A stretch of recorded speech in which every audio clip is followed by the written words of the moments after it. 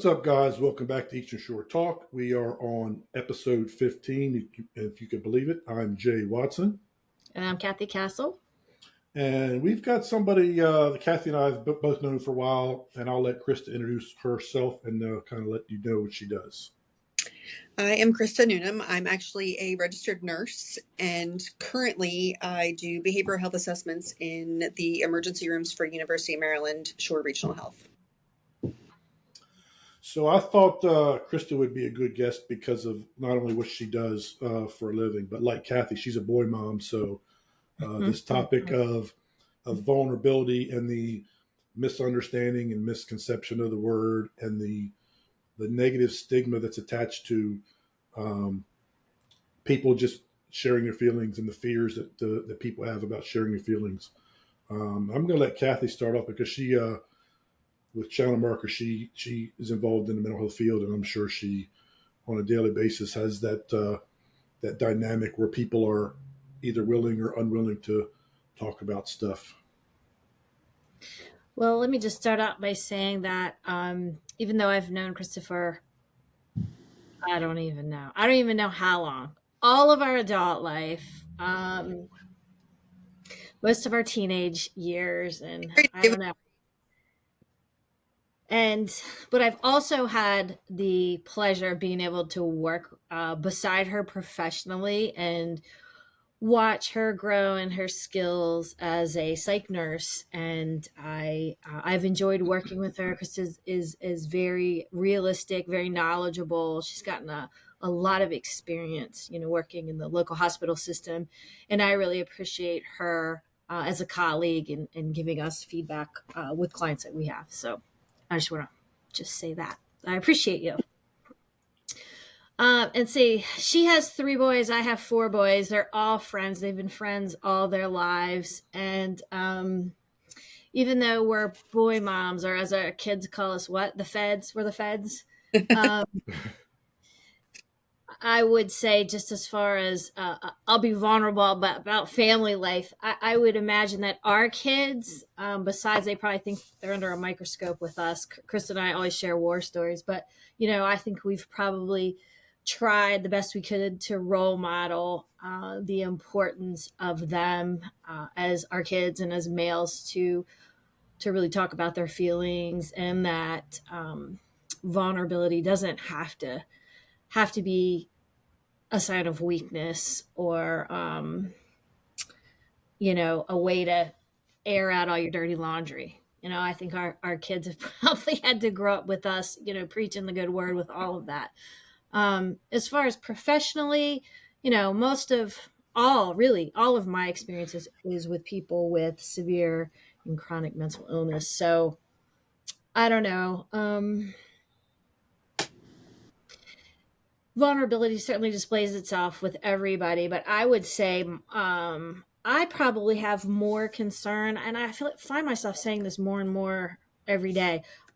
I think I have more concern with topics of mental health or vulnerability with the general population than I do even the clients we serve. Now, Krista is on a little different end. She sees people more in an acute setting coming in when things are really out of control in people's lives, where I see them more when things are a bit subtle. But I think that just if we break down the word vulnerability, period, if we just take a couple minutes to talk about that, a lot of us have listened to Brene Brown, who's a research professor, Dr. Brene Brown at University of Houston, I think.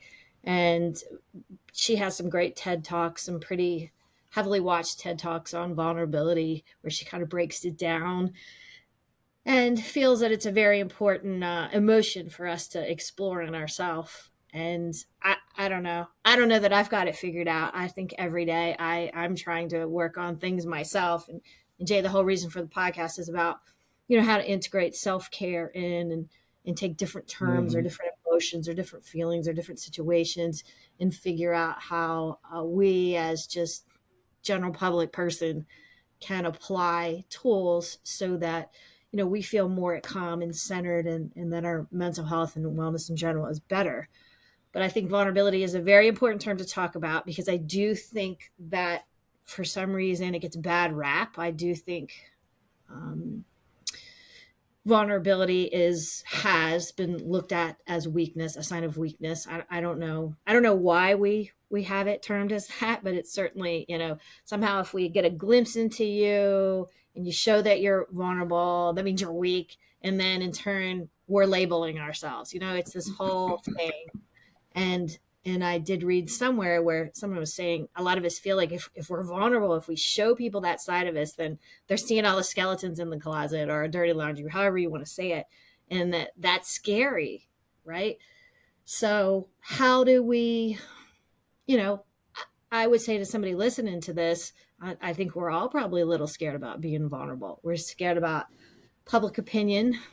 I mean, I'm scared about opinion that my children have of me, honestly. And, then what we do with that.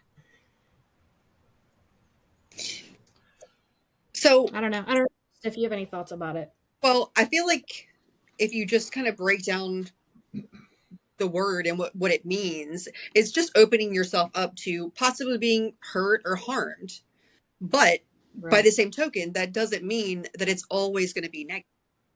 So if you open yourself up to something new, being vulnerable just means that there's that possibility that something bad could happen. But there's also a possibility that something great could happen. But if you don't take that chance, then you're not going to know. So being vulnerable doesn't necessarily have to have a negative connotation. It's what I hear you saying is uncertainty. That's what I hear you saying. If we open ourselves up to be vulnerable, there is then uncertainty. There's the chance of being harmed or judged, some negative emotion. But that's a possibility. But without being vulnerable, you don't get the better parts of it too. It's like applying for a new job or trying out for a sports team or whatever. You may or may not be successful, but you're not going to give the opportunity to be successful unless you open that door to possibly not be successful. Now, listening to what you're both saying. Let me say this real quick, Jay. I was reading something that said, I thought this was a good way to imagine vulnerability. They were saying, we're just talking about, it's like an armor, it's like a shell, and we hide behind it because, like what Chris is saying, we are scared about being hurt. So if we arm ourselves, guard ourselves, right, then nobody's going to come through that shell. Somebody else said, if you can imagine, vulnerability might be like malware to a computer, right? If we have our virus protection, the malware doesn't come in. But if you take that protection, code armor, whatever, then we're afraid that the malware could come in and expose us or make us look different. And I think probably you've done the same thing with your boys as I've done with mine. And we give them a little bit of the quote unquote real world talk, which they don't necessarily like all the time, but we're pretty open and honest about the fact that not everyone is going to like you. Not every team is going to be the best player. Not every girl is going to be the right girl. Not everything is the right fit. And I think when you're okay with that, and when you know that, it makes it easier to open yourself up to that. I think where people get into trouble is they think everything's great. Everything's going to be good. Everybody gets the participation medal. Everybody gets the gold star. And in the real world, it doesn't work like that. So when there's disappointment, now we slide into my realm of profession and Cathy's, where then they don't know how to act. They don't know how to cope. People don't have coping skills anymore.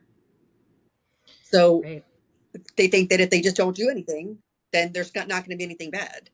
That doesn't happen. That's not realistic. I don't want my kids to not apply for a job because they're afraid they won't get it. Or, I would never want my kids to say, to their brother, that girl's out of your league. Or, whatever. Like, that shouldn't even be a thought. It should be, maybe she'll talk to you, maybe she won't. Or maybe you'll get the job, maybe you won't. Maybe it's a good fit, maybe it's not. But the negative things don't have to be the end of the world. Just because you're vulnerable and something doesn't go your way, it doesn't have to be the end of the world. So I think it's what you do with the situation and not having it be such a negative connotation. You Yeah, know, I wrote Krista, I down like what you something said that. earlier about. Go ahead. I like what you said earlier, Krista, about the fear of that you take that risk. It's the fear of the bad that could happen. Mm-hmm. And you look at just the word in general, vulnerable. And I think of it. And I was thinking about this when I was thinking about this topic for the podcast. Like if a doctor says to you, if you do X, Y, and Z, you'll be vulnerable to diabetes or you'll be vulnerable to heart disease. It's that risk. But if you think Right. about overcoming that fear, um, courage is not the absence of fear. Courage is overcoming a fear that is real and exists within all of us. So that thing that, like Cathy, you were saying earlier, that vulnerability is viewed as this weakness. That one, that's a um, I think that's a societal thing. That's kind of how society puts labels on the male and female um, identities. The male is supposed to do this. The female is supposed to do this. This vulnerable. This sharing of feelings is a societal label that's put out there that it's kind of a following the crowd thing. I'm afraid of not fitting in. I'm afraid of being judged as lesser. I'm afraid of um, being viewed as something that I'm not. It's that lack of a strong sense of self, and a lack of a sense of identity. That you're seeking approval from these outside sources, meaning outside relationships, people in general. Um, that just like Velcro and Teflon, Kathy, we hold on to the Yeah, negative. We my hold on to favorite. that possibility of that negative thing. Yep, and I come back to that. But and how it kind of swings back to self care is that progression of self that I talk about all the time is if we work on ourselves consistently enough to create a strong sense of self, those fears are lessened. They don't ever go away. They're always there from time to time, but we're far less worried about how sharing our feelings is going to be received by whomever. But I also think it makes a big difference to share right place, right time, right person. It's not just I'm going to share for the sake of sharing. The circumstances have to be right. The people that we share with have to be right. So we can, to a degree, control whether we're judged. We can't have it go away. It's always going to be there to some degree with any of us. Um, but don't just share for the sake of sharing. It's got to be someone you trust. Just like we had the episode, Kathy, we were talking about telling our story of trauma or our story of a struggle. It's the same thing with just if we just want to tell somebody we're having a bad day in general. Um, it's got to be the right time, right place, right person. That's always kind of a rule of thumb for me, anyway. Even as much as I've come out of my show in the last 5 years and have told my story a million times at this point, um, even still for me, it's got to be right time, right place, right person. You And know, you I can take was. that step because it could be where it's not necessarily even someone that you know, but once you're okay with your own story, the judgment lessens because Yes, you're okay with it. right, So then you get to the point where if I could help one person by sharing, then it's fine. Just like if you're vulnerable and something bad happens to you, if you are okay to receive things that aren't perfect all the time and realize that it's a part of life, it doesn't affect you as much because you develop coping skills and you use that for good. There's always something that can come out of negativity. right. But unless And at this, that instead of, oh, this is awful, now what am I going to do? Whereas you could be the opposite and say, okay, so this is what happened. So now what's my plan B? Or what did I learn from this? Where am I going to go from this? Kind of like when Dylan was talking about his diabetes and how it transfers into sports and the different things that he has to do versus what other people do. It seems like it's a vulnerable spot to be in, but by the same token, Right. he's learned more about Yes. himself Yes. and has like grown up before other people has become more responsible than some other people have, because he's taken that negative and turned it into a positive. And at this Well, point, he's no longer being vulnerable because it's just become such a natural thing for him. Yeah. Because he's not I afraid of think anybody's judgment, not afraid of being hurt by it.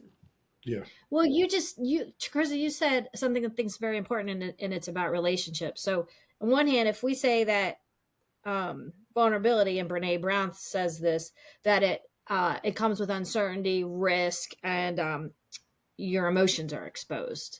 So those are those are scary if you just think of it in general. Rather, it doesn't really have to be a trauma. It can be anything. Dylan talking about his diabetes to his friends.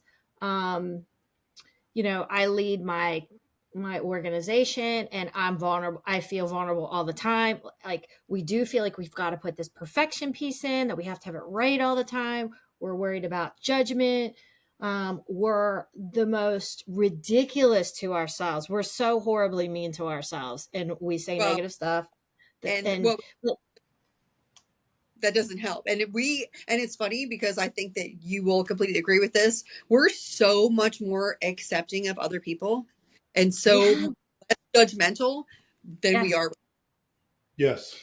So maybe we contribute to this vulnerability thing, right? Because you're right. We're like, it's okay. Like, Jay could say a million things, fine, that's okay. Or Krista could Yeah. say something, or your boys could say something, but it's like, but I turn that microscope on me, and I'm like, oh my God, did I do that? Or what do I do about this? Our own voice is the loudest one. Yeah. I was listening to a podcast the other day, and it was so good. And this girl was a neuroscience person. I love the neuroscientist, but she was saying, when we're in these moments where we're just, I'm not good enough, I can't, I'm a terrible mom, or I'm a terrible leader of this organization, or I'm a terrible whatever you want to call yourself. Instead of saying that and buying that negativity that you're dealing yourself, stop and rephrase and say, okay, what do I need right now? I'm in this vulnerable state. What is it that I need? And if you stop and think about what do you need right now, then you might not feel the same way, an hour later, even. Maybe you need to talk to a friend. And people Maybe you have need so to go much more. for a walk.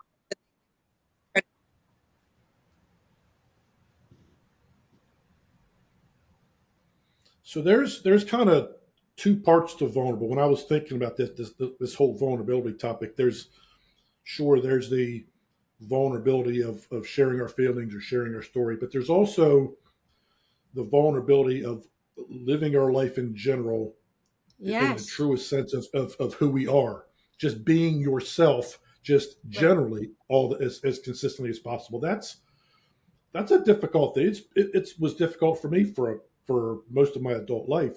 Just not even to telling my story part, but just I was just walking around every day in everyday life, so consumed with if I was good enough in general, let alone what my background was. So there's also that side of the whole living a life that's true to who you are, whatever that is. We're all supposed to be and are designed to be different, yet we work so hard to fit in with everybody else. And it's we like to say it's something that happens when we're in high school or when we're a young adult, but Cathy, as you and I know, there are folks that are in our age bracket that are still kind of trying to find their way with who they are, and I that's a hard thing. That's kind of it might be more difficult in the big picture to overcome that type of vulnerability than it is to the sharing, to me, in my opinion, than the sharings of feelings side of vulnerability. Well, and I think too, it goes back to people have to be okay with themselves. Social media does not help. No. Everybody sees everyone's vacations or their clothes or their cars or their this or their that. Unless you have it for yourself, it doesn't matter. Like, it's like people that complain about other people's paychecks at work. Right. I can't expect your check. I need to worry about my job and my check and what I'm doing with it, but everyone's so consumed with what everyone else is doing and what everyone else has that they get caught up. And the thing is, all that, like you were just saying, you have people that are our age that still haven't figured it out yet. But things change too. I mean, it's no secret. I'm divorced. Right. You start a whole different cycle. You become a whole different person because it changes who you are. It Yeah. changes who you are as an individual. It changes who you are as a parent. It changes everything. You change a job, and all of a sudden you start to change a little bit. So it's that constant evolution that people need to be okay with instead of trying to be stuck in just being like everyone else or living in the same neighborhood or going to the same places to go out on the weekend or whatever. People get caught up in everything everyone else is doing and they're missing their own stuff. Yeah, I agree. And I think it's different too because we have kids that are, I don't want to say they're different, but they are a little different in that they are not really like that. I don't know how we created that. I can't take credit for that, what happened, but they're not really that worried about what everyone else is doing. They're not worried about not being social and not going out or not going to the right place. They kind of all just do their thing, which is phenomenal and wonderful. Like I said, I can't take credit for it. I don't know how it happens, but they're not caught up in the social media piece of it. They're not worried about what schedule everyone else is on and what the schedule is that they're on, which is kind of nice because if you get caught up in all that, you miss all the good stuff that comes along on the way. Yeah, I agree. We have been fortunate with our boys. Krista, you And they brought get up something the things interesting. they probably say behind our back about us, though, it must be they have their support system. They get it out. They better not be saying anything bad. Now, the whole social media thing, Krista, like you were talking about earlier, and Cathy and I tried to have a social media episode that didn't Like my work lady. out so well. That's 10 episodes. Hold on. Yeah. It is So many opinions, and our opinion same as other people's opinions. I look at social media now, and all I constantly say is, "Thank God that I have boys and I do not have girls," because there's a reason God gave boys because I could not do it. Now, do you guys think that social media being what it is now, do you think there are more, maybe not the deepest of feelings, but do you think generally there are more feelings being shared just generally than pre-social media days? There's information being shared more for sure. But we're talking about genuine feelings. And that's the thing. I mean, and this now slides back into our profession, but a lot of it, and this is an opinion before anybody gets twisted up, a lot of attention-seeking behavior. So you might be sharing things on there, but it is strictly for attention-seeking. Right. Then you have someone that will have a death in the family or their grandparent dies or whatever, and they post a picture and write a little blurb underneath of it.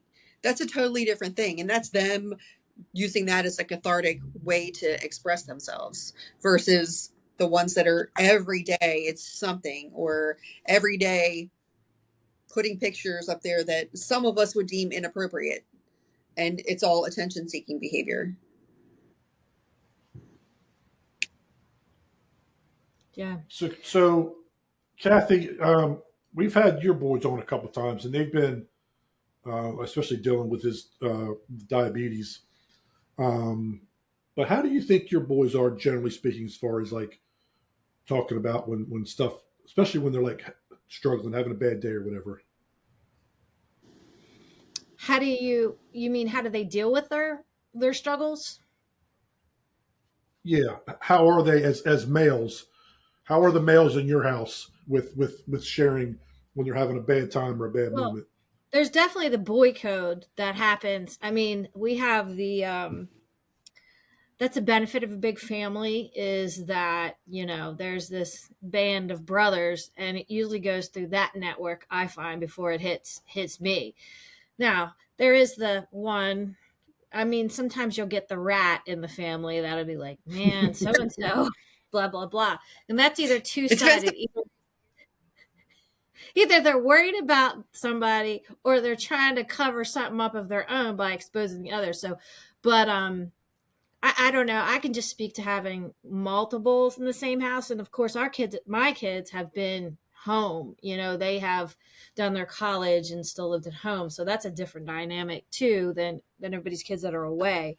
So they really have had, the power of connection of each other. And I would guess, I'm just guessing, if kids are, by themselves or, not as many siblings in the house, then maybe the social media is more of the support network than real life bodies like in this house. So I think that's been for me, I feel like it's been a blessing that they have one another to say, and boys are interesting, that's dumb, or, they're mean, they're really blunt with one another. My children, I think it's probably all boys, but and then I think boys, but I don't know anything about girls, so I can't even talk about it. But I think boys get over things pretty quick. Something's an issue for a whole, 20 minutes, and then it's not. Yeah, boys aren't going to post quotes on social media about being hurt or, being broken up with or all that. That's the girl side. That's the emotional. And to me, that's for people to reach out or whatever. Boys are just like, nope. But you do see some of that with people, like, I mean, think Krista too, of people that we've seen that have had some real bad, situations. Maybe there was something on social media that they put out there, which may have been attention seeking. And next thing you know, they're in the hospital or whatever. And somebody said, I saw that. You put that on social media, and I tell my kids this, and I know Cathy has too. You throw it out there, it's not going away. You think you're going to delete it later. And that's the difference. Like, my kids have said to me, didn't you do such and such in high school? Or didn't you? We did a lot of stuff. But guess what? There was nobody videotaping it. Yeah, far less people knew. Yeah. Over and over again. Everybody makes mistakes. But with social media, you're going to relive it over and over again. Well, and they think that, then there's the Snapchat that may seem that it goes away, but nothing really goes away. Nothing. Well, and it's interesting. And I'm sure Cathy can speak to this too, because now she has a couple out in the working world. I have two just getting ready to graduate from college. So they're just now applying for big boy jobs, as we like to call it at my house. And, they're realizing, because they're applying for jobs that are government jobs, like anything you've ever done, they're going to find out. It's just like being a politician. They want to know everything about you. They have investigators that check everything about you. And it was interesting because there are all these questions that they have to answer. And, one of them is, have you ever done any drugs? And it literally lists every single thing you can think of. Oh, wow. And fortunately for them, they can say no. And they're just now realizing the importance of that. Because 5 years ago, 6 years ago, 7 years ago, in high school, or even in the middle of college, it would have never dawned on them. They didn't do it because they didn't want to do it, but it never dawned on them, I better not do this, because it could actually keep me from getting a job one day. Because if there's two applicants that are exactly the same, and one did X and one didn't do X, guess who they're going to choose? Yeah. So they're just now seeing that, there are consequences for literally every single thing you do. So again, going back to being vulnerable, you open yourself up to everything, and your past can come back to haunt you. Yeah. Yeah. I was reading kids, Yeah. Exactly. I was reading earlier about the physiological impacts of bottling stuff up, and it messes with your cortisol levels. Your immune system gets all out of whack, so then you're more susceptible to chronic disease. Well, they don't say nothing. It's an actual fact. Yes, it's not just a mental thing that your body that you carried in your body. It's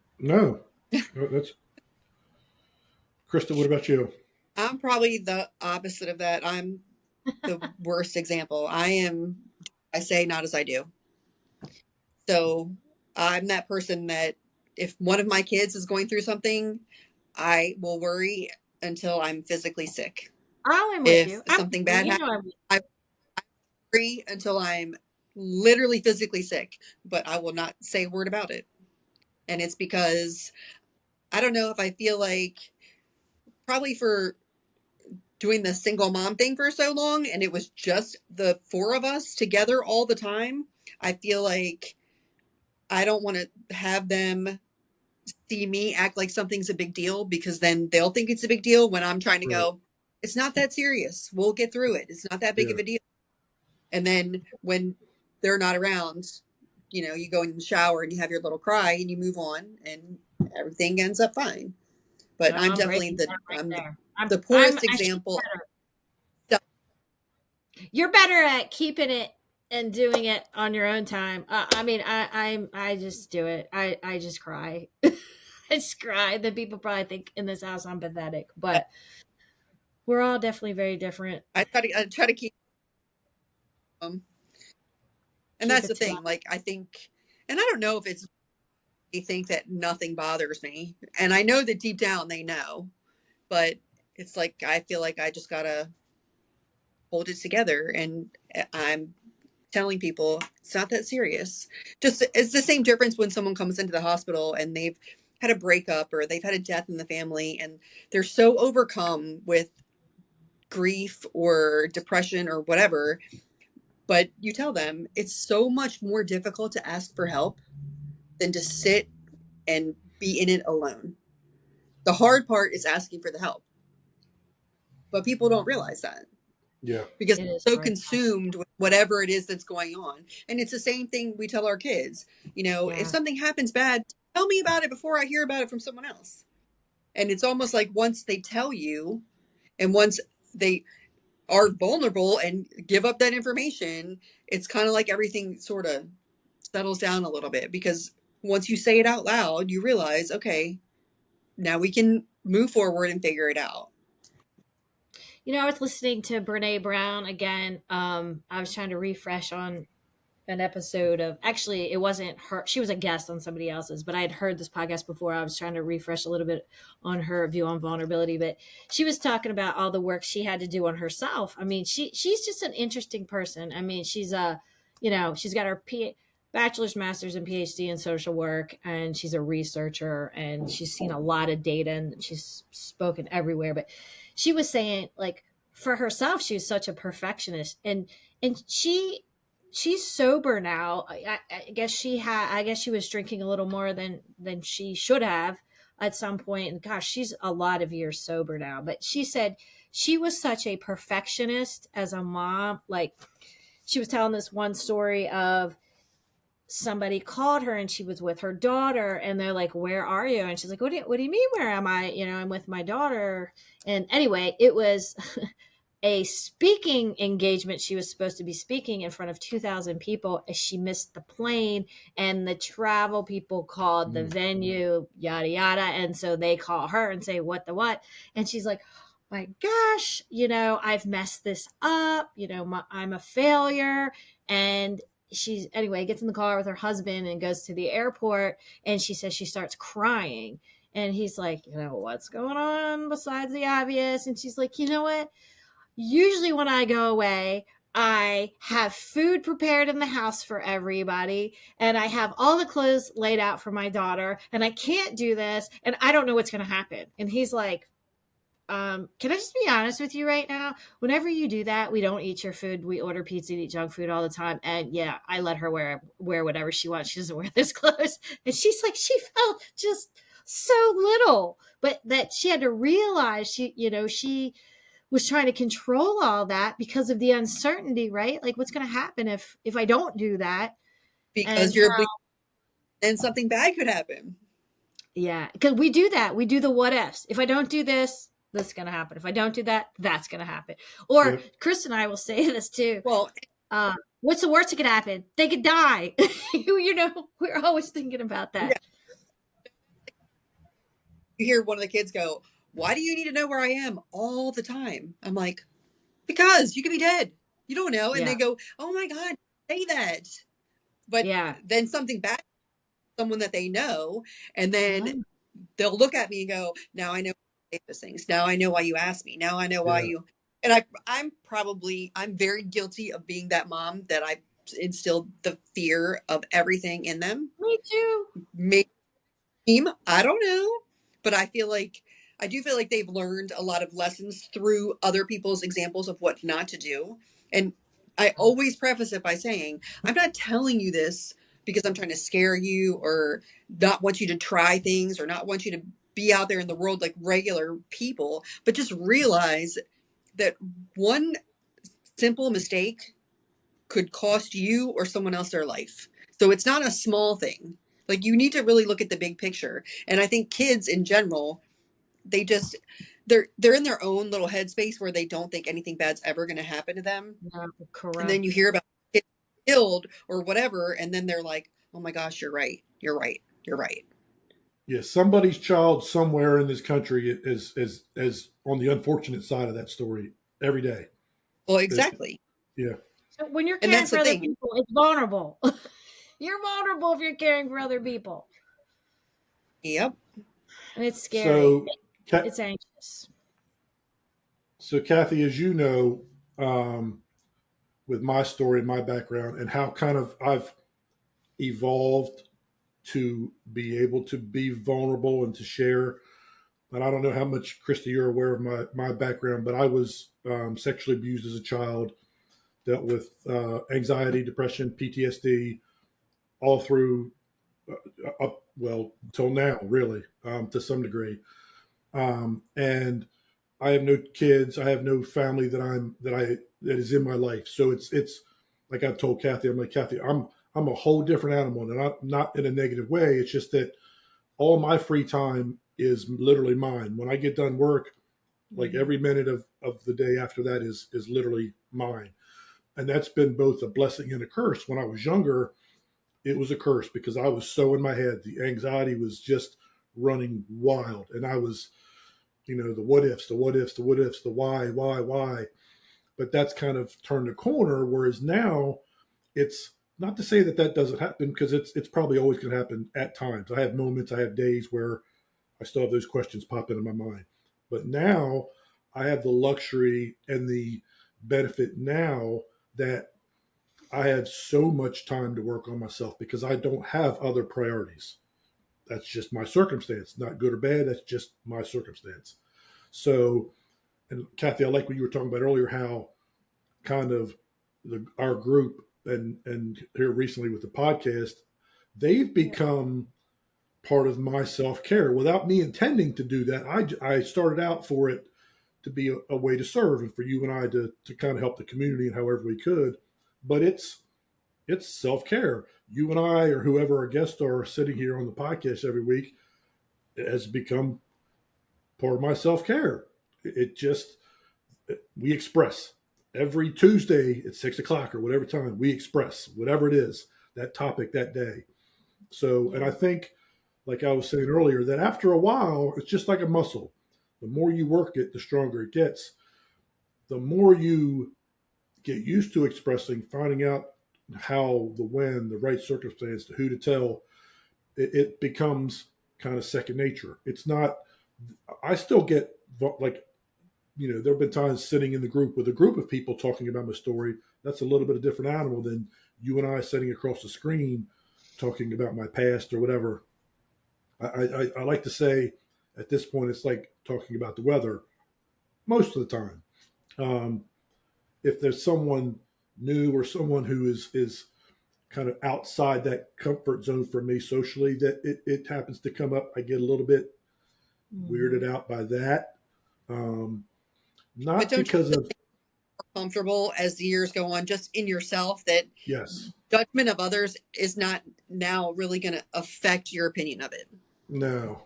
Um, so it's just funny how um, there's not just one way to learn how to be vulnerable. It just, how we all have different identities. We all kind of, like I say, right place, right time, right person.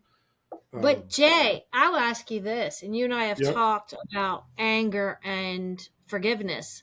I wonder if Yep. you would be comfortable being as vulnerable as you are if you hadn't done the hard work and went through your anger and the forgiveness process, and now maybe you are more able to be vulnerable to others, to connect in that way because you've done the hard work Absolutely. Um, for sure. when it comes to a traumatic But it event. took, look, it took me, yeah, it took me 45 years to say the words out loud that I'd been abused Mhm. to anyone.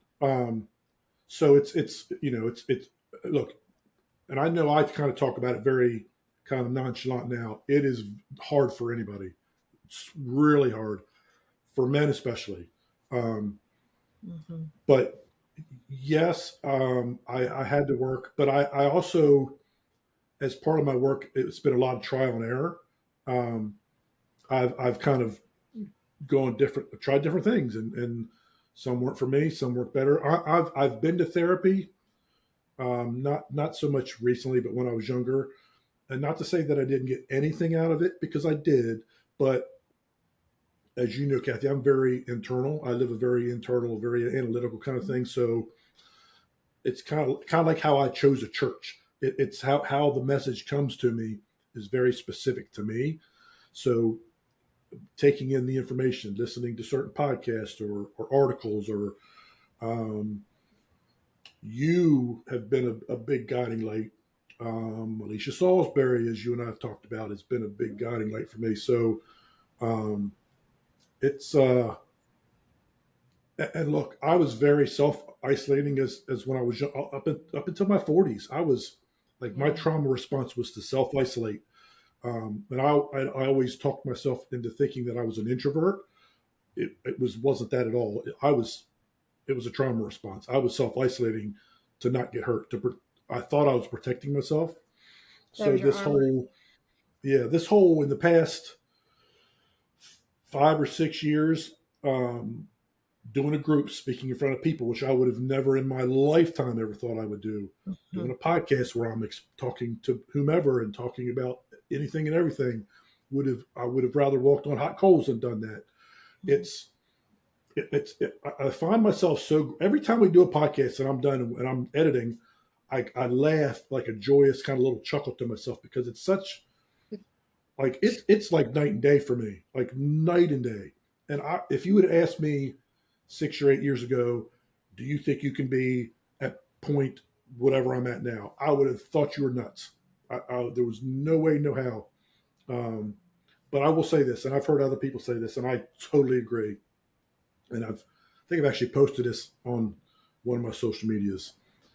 The day you decide to express, to tell your story, to start getting it out, is the day you start heading in the right direction. Doesn't mean it's easy. Doesn't mean it's going to happen overnight. There's going to be ups and downs and ins and outs and hills and valleys. But that's the day it starts. When you get it out for the first time, like I was talking about earlier, holding it in, it's bad for your whole self. That You day know you what? decide to get it out is the day you begin. I would argue too that, if someone was listening to this, that it doesn't even mean that your story has to be traumatic. Obviously, that has been a helpful thing for you and for a lot of other people to tell, you know, the hurt that has happened to them. But I would say it probably helps everybody, because everybody does have, a bunch of puzzle pieces that makes them who they are today. Chris is talking Yep. about, she has been divorced and a single mom, and you know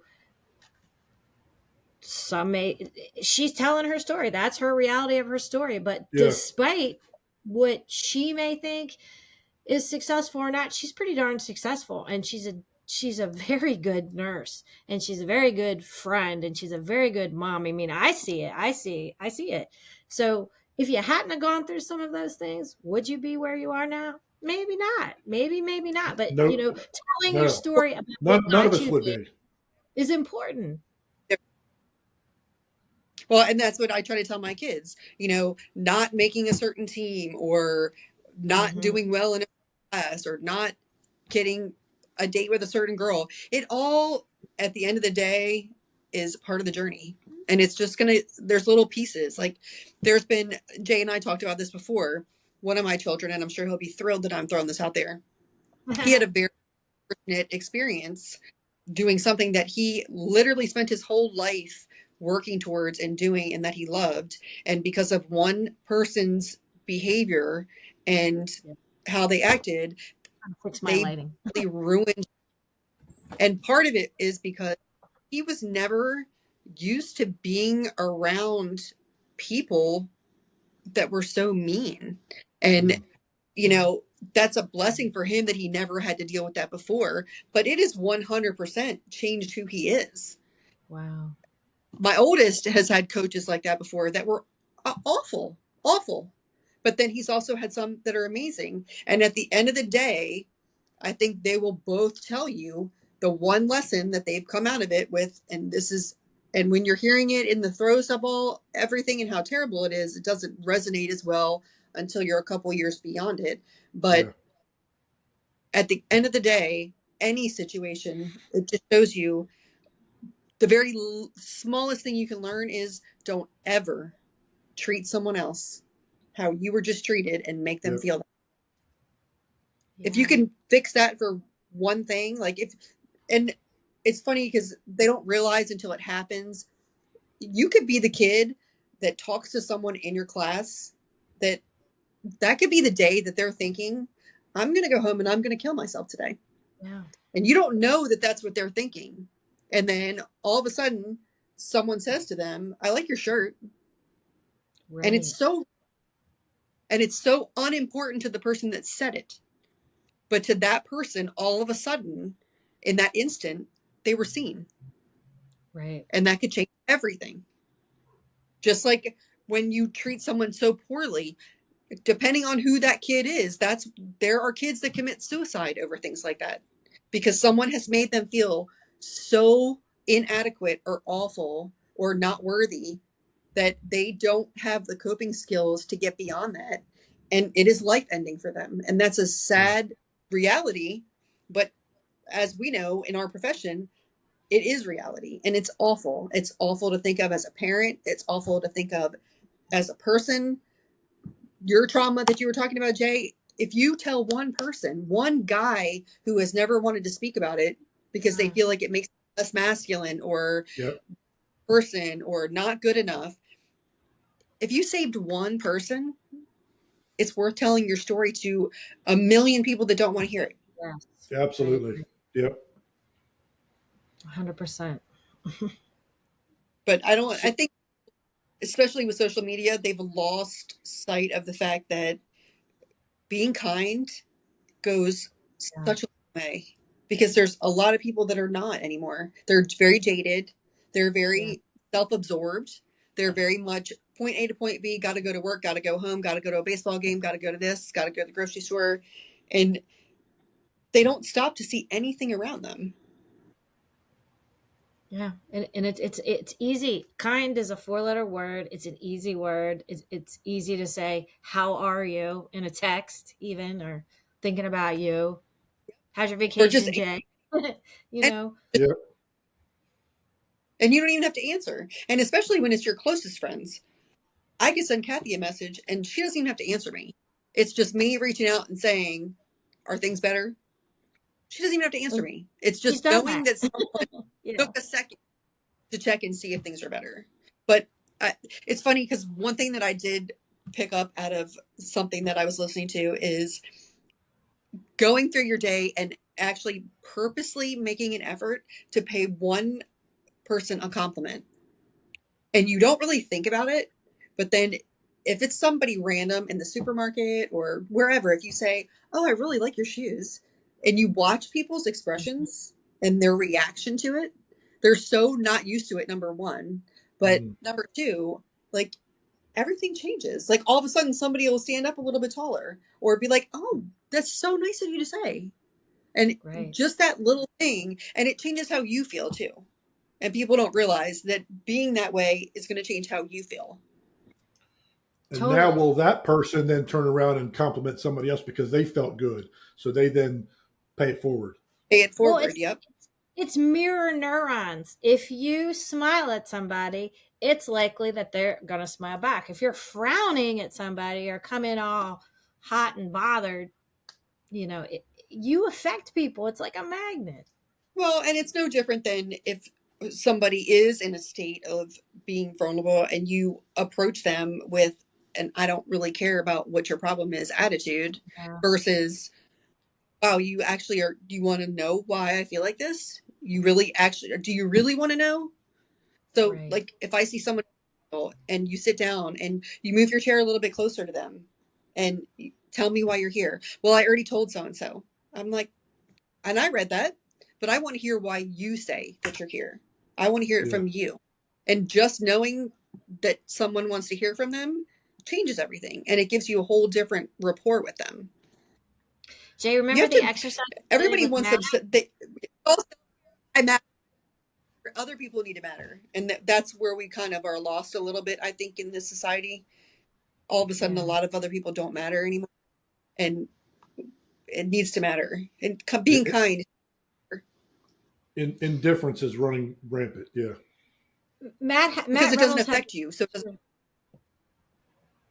Matt had this exercise, and it was really, I've seen him do it several times. It's interesting to watch, where you partner up and you say, somebody is just asked one question and they can say nothing else, and the other person talks. So it would be like if I said to you, Krista, what's it like to be you? What do you want me to tell? What would you like me to know what it's like to be you? And at first the person's all awkward and like, I don't know if I want to be vulnerable. And then they just spit it out, and you don't say a word, but Yeah. you head nod and whatever we do. And their response is really interesting. They feel better, and you feel better for knowing them. Well, and it's almost like they're shocked that someone actually really wants to know something about them. Yeah. Because, like Jay just said, indifference runs rampant. It's just like, and it's even in your interpersonal relationships, like actually doing something that you know means something to someone that's not a big deal, and you see their reaction. Like, it could be as simple as there being no dishes in the sink when you get home from work, Oh, and you're like, oh my gosh, they listened to me. And yeah. it means Yeah. something to you, not because the dishes aren't there, because somebody listened and your opinion was important for a second. What does Matt say? Cathy, seen, heard, loved, and valued. Yes. Yeah. Yeah. Those are the four things. Yeah. So let's transition to some lighter talk. So I know Cathy's been dying to finish Ted Lasso and talk about Ted Lasso for ever since we started the podcast. Are we talking about that now? Yep, let's talk about Ted. Now, you've been waiting for 3 months to talk about Ted Lasso. Oh my gosh. Did you watch that? Krista, did you watch Ted Lasso?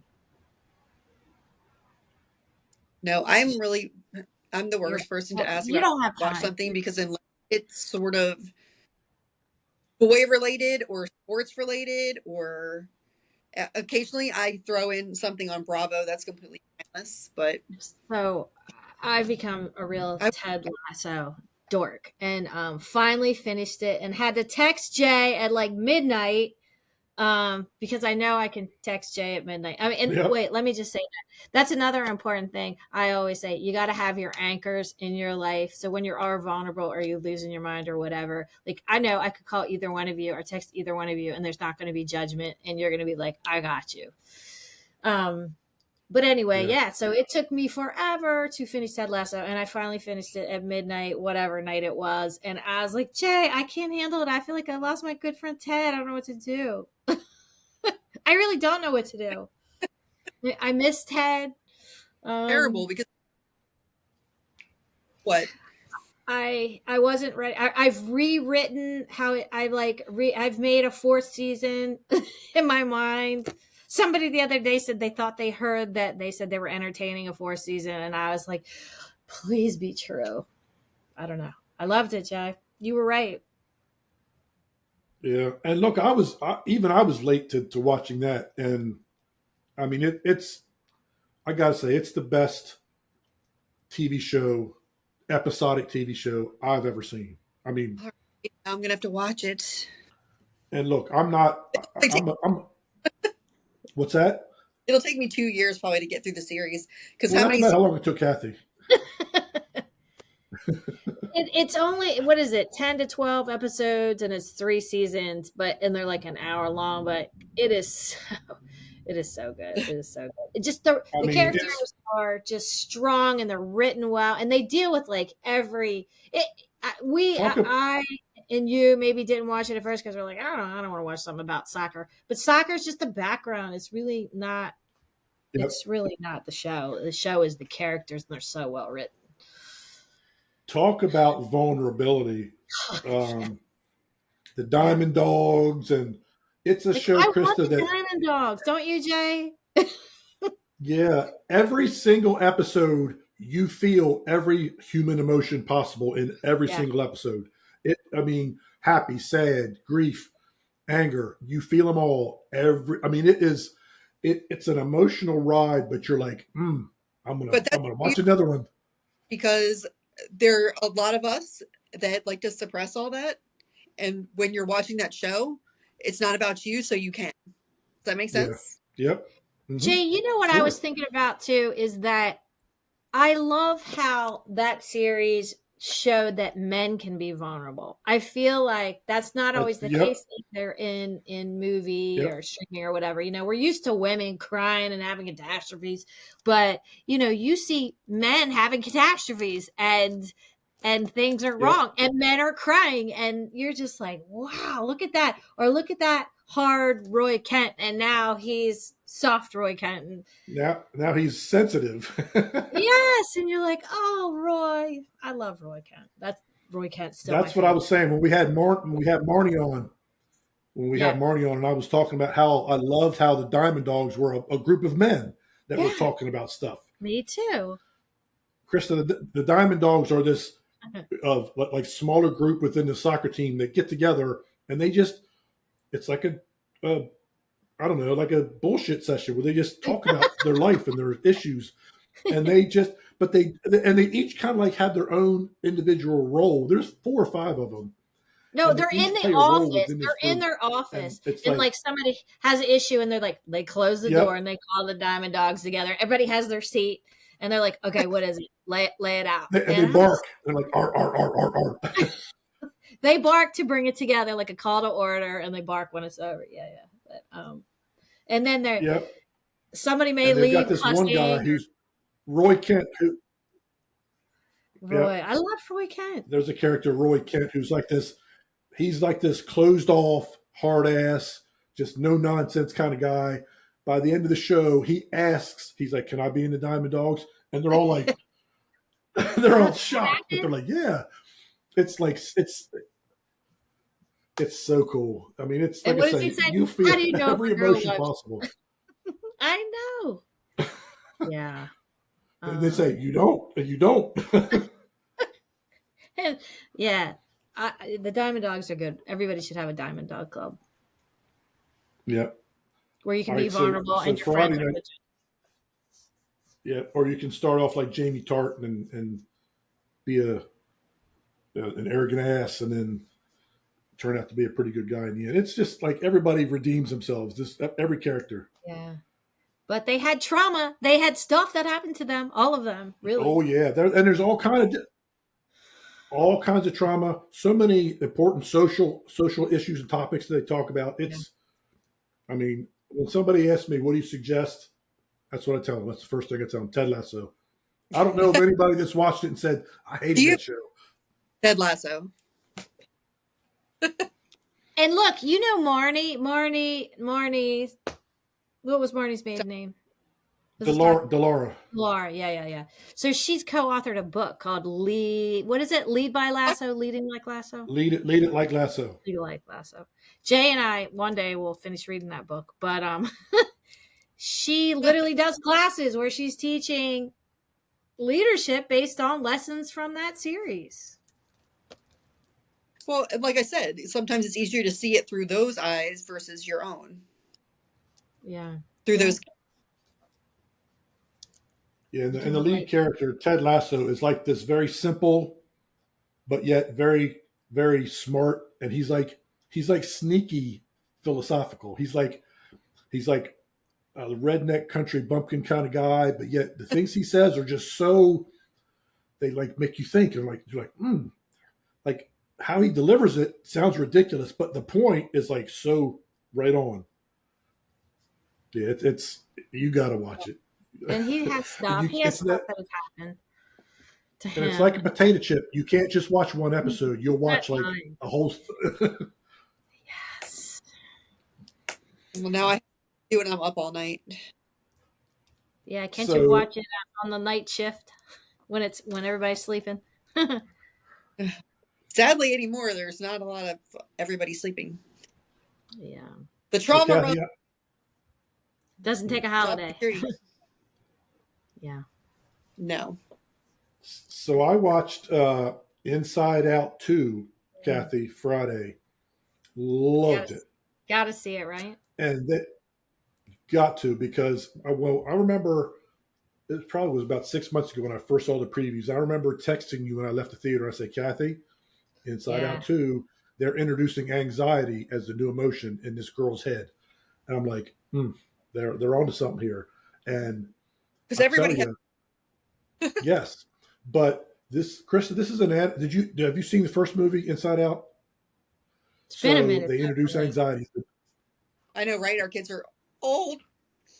but it's just perfectly written. Like how they do it is, it's the messages for children, of course, when they are trying to describe how and what anxiety can be.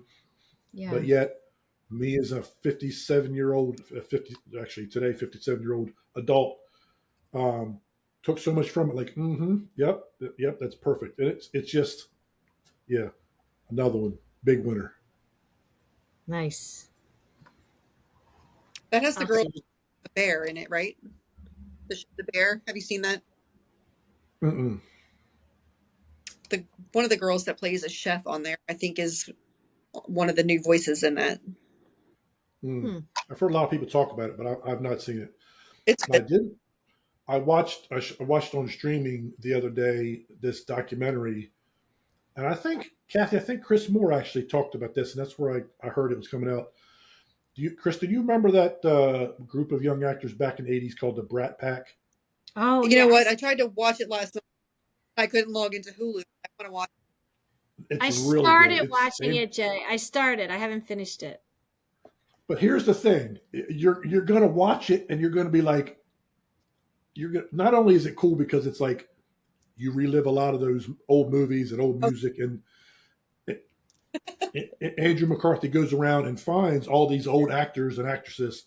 He talks to Rob Lowe and Demi Moore and Emilio Estevez. He's That's where doing I this ended. documentary himself, and he talks to all these people, and he talks to old directors and old producers. But at the end, you're like, wait a minute, this documentary wasn't really about all that stuff. But I don't want to give it away because I was Yeah. like, I'm like, man, it was so good. I It was so nostalgic.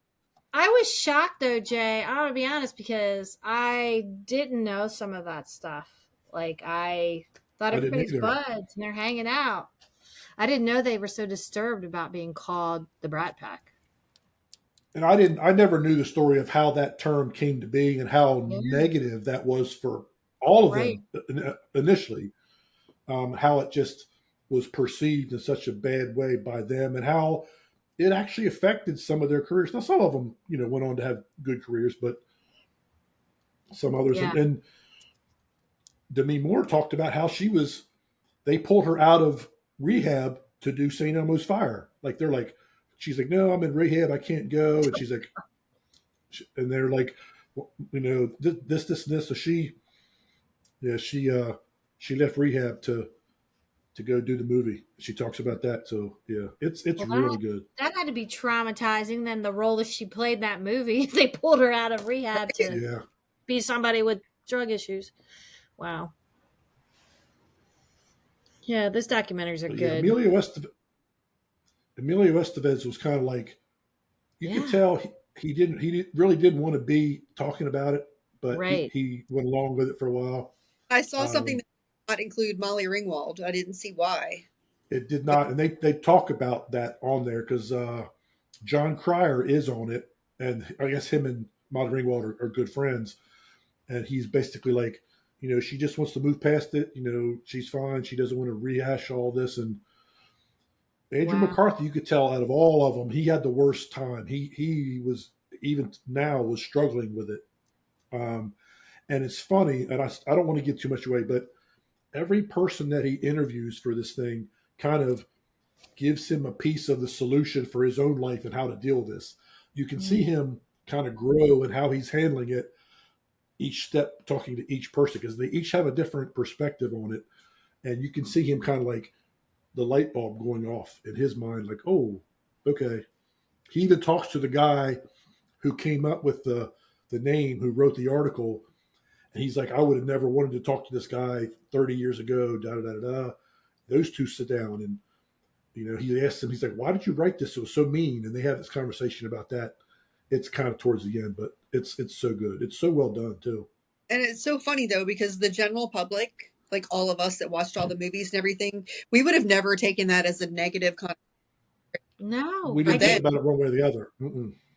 I'm like, oh Well, yeah. it was derived from that term Rat Pack, which was Frank Sinatra, Sammy Davis Jr. They kind of, it was a twist on that, and it was. But if you think about it, if you kind of think about the term Brat Pack, it does kind of have a negative connotation just inherently. We didn't think about that when we were teenagers watching the movie. We didn't care one way or the other, but Yeah, they but talk about we did not for some reason deal with words. Think about all the music we listened to, and then when you're older and you're listening to that, we're like, oh my gosh, some of the Is songs. that what that You know? is that what So that that means? Yeah. people like, you see the things on social media where they have their little kids singing certain rap songs or whatever, and they're like, these kids have no idea what they're saying, and you're just like, mm. And we didn't We didn't know. know. You're just singing it and dancing, and then as you're older, you're like, oh my gosh, that's about. Yeah. Oh, it's all about drugs or sex or something that you had Yeah. no clue. It was Yeah. funny. It was ABC Studios was the production company for the documentary, and they used quite a bit of music in it. And you got to dish out a lot of money to put a certain amount of music in anything you do. So it was worth it. It was fun to watch, but it was also I learned, not only did I learn about the whole topic of the Brat Pack, but it was it was cool watching Andrew McCarthy's journey in trying to deal with this whole thing. Um, yeah, and I'll just leave it at that so you guys can kind of pick up on if you see the same things that I did watching it. And Krista, you got to watch. So What is those it, are Jay? The Greatest Night in Pop. Was that what it was called? yes, yep. That was good too. About What The about making night. of Yeah. Go ahead. We Are the World. That It's a good documentary about it. yeah, they go back and go back in time and get footage and interviews and stuff. All those people that were back there. That was really good too. I didn't know that story either. Mm. But it was I good. knew bits and pieces. I didn't know the extent that they had to go to get all those people in the same Yeah. room on the same night, and that some people didn't want to do it at first, and like Prince refused to do it, and yeah. Well, we actually saw the Michael Jackson musical on Broadway, Oh, I which want to kind of see went. that. It was really good, and there was so much stuff that was completely new information. It was kind of Wow. crazy Yeah. because it had negative stuff that he went through, but it did have a lot of the negative stuff, and it was interesting because it was so much that you didn't really see on a daily basis. Yeah. Some But of these he was they're people good. involved in that. Yeah. Have either of you two seen the previews for the movie Wicked? Yes, That looks so good. so Have you good. I seen saw. I've not seen the play. Oh, plays good. I'm sure the I've movie not will seen be the good. play, but it looks ridiculous. Jay, It's you'll get well, into that. I'm going to tell you why. Because I was always a kid that was traumatized by the Wizard of Oz. I mean, I was, traumatized. me too. It The came Wicked on Witch. once a Yep. year, and my parents thought it was the greatest thing. In fact, they bought me this whole Wizard of Oz like Barbie set, and I'm thinking, why would you do that? Why would you buy me all these things? This is the witch that scares me the most in life, and now I have her in my hand in my bedroom. But anyway, I remember we were gonna take my brothers, like, oh, let's take mom and dad to see Wicked, and I'm like, why are you torturing me? Why? I don't want to see this. But I resolved a lot of my issues watching it. So you may do the same thing. I learned a lot. Now it's just, I've not seen the play. I love the Wizard of Oz. Now, yeah, when I was little, first watching it, I was terrified of the Wicked I Witch. Now, as I still got don't like older, them. it was Honestly, I not. think, don't you think, Kathy? Wicked's better than The Wizard of Oz. Oh, heck yeah. The Yes. storyline. The It's storyline. Yeah. So I've not seen the play, but I can't wait to see the movie. I like both Ariana Grande and Cynthia Erivo, both of them. So well, the talent level is next level. yeah, Jeff Yeah. Goldblum's in it. So yeah, it's a good cast. Yeah. All right, guys. So we've talked about vulnerability. We've talked about Ted Lasso. We've talked about the '80s and the Brat Pack and Wicked. And if you don't know already, you can find Eastern Shore Talk throughout all of social media. And we have a website. You can also now, as of yesterday, watch our podcast on the website at easternshoretalk.org. Thanks for watching, and we'll catch you next time. Take care, guys. Thanks, Jay. Thanks.